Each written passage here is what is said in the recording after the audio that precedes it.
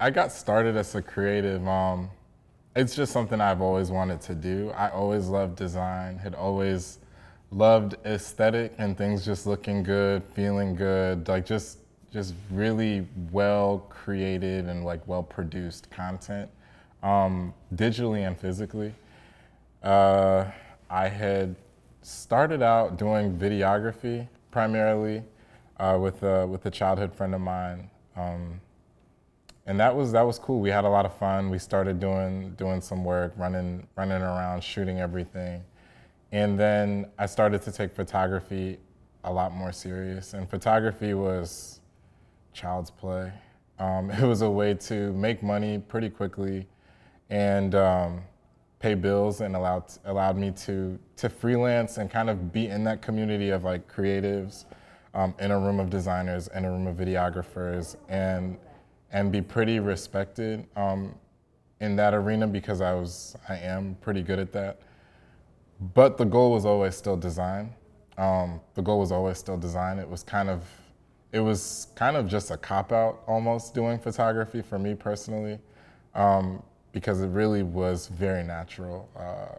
But the goal was always design. So in the downtime, in my spare time, I would always be like, studying design, trying different design software, freeware, and all those kind of things. Ran into Sam, and we started talking. We were talking about design while I was actually shooting video. We didn't really talk about video. We were talking about design. Yeah. Fast forward a little bit later, Sam and I think we were roommates at the time. Yeah. And I was so intimidated by Photoshop. I used Pixelmator. And Sam was like, what are you doing, man? Like, he's like, you can't just call yourself a designer and you're using Pixelmator. Pixelmator is actually pretty robust, I will say, but Photoshop was just a lot for me at the time. It was just a lot. And so I think I got my Creative Clown membership probably in 2015. And then another friend of ours who's also a designer, she kind of helped me out a little bit. Sam helped me out a little bit, learning all the different shortcuts and all of those things. And then slowly but surely started doing like social media content design, creating logos, helping, we all have friends who are starting projects and like, need content. So started doing that. Photography was still the main thing. Videography was kind of still the main thing as well. And then really recently, in like the past 2 years, I decided to just like shelf photography. And I told myself like I have to just do the design thing, because photography just allowed me to really be an imposter in a room full of designers, because it's like I knew how to use Photoshop. I could make a logo, but like in terms of like a full brand treatment, really creating a full scope, like that wasn't really my wheel. It wasn't really within my wheelhouse, but I wanted it to be. So I kind of just stopped photography, just started referring all my clients to other people, and essentially locked myself in a room for almost 2 years, just like learning, studying, and really trying to be a bona fide, a real, a legitimate designer. Whatever that means. Yeah, whatever that means. And so in that whole process, there was a lot of imposter syndrome. People like, even just people asking for you to review their work, and really you felt like they should be reviewing your work. But even like with that, I feel like you just have to own it and just keep going.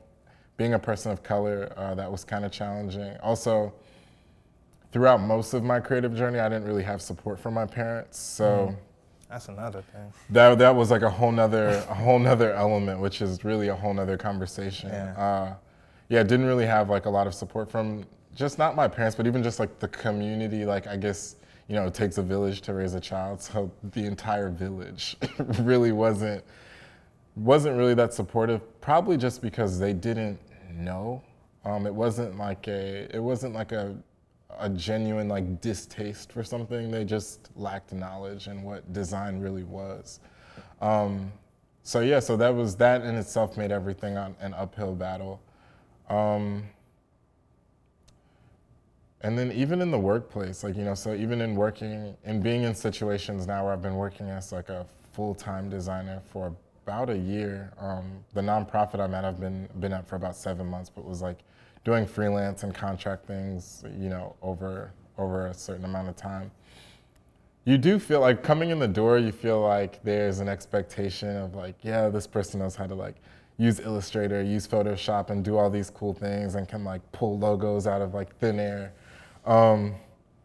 And like, you know, I think just not really realizing that there's a whole lot more process to it. And sometimes the expectations seem a little bit high, just like, cause you know your journey better than anyone else. So I would say sometimes, yeah, you do feel like an imposter, but again, like you just have to own it and just work through it. Like I ask Sam questions all the time about like, hey, how do you make a gradient again? Like, and the crazy thing is there are so many different ways to do things that like, I knew how to do it. We actually had both learned the same way how to do it, and I just forgot, and I had started doing it a different way. And then Sam reminded me of the way that we had learned how to do it. So just in like little situations and scenarios like that, because there's so many, you know, there's so many ways to skin a cat, if you will, in design. And even like, you know, certain moments and situations arise where you feel like, I should know how to do that. I forgot. Do I want to ask somebody? Would I look stupid if I ask this question? So yeah, it happens all the time. And I'd say that's kind of like, that's a short version of my journey and how I got to where I'm at.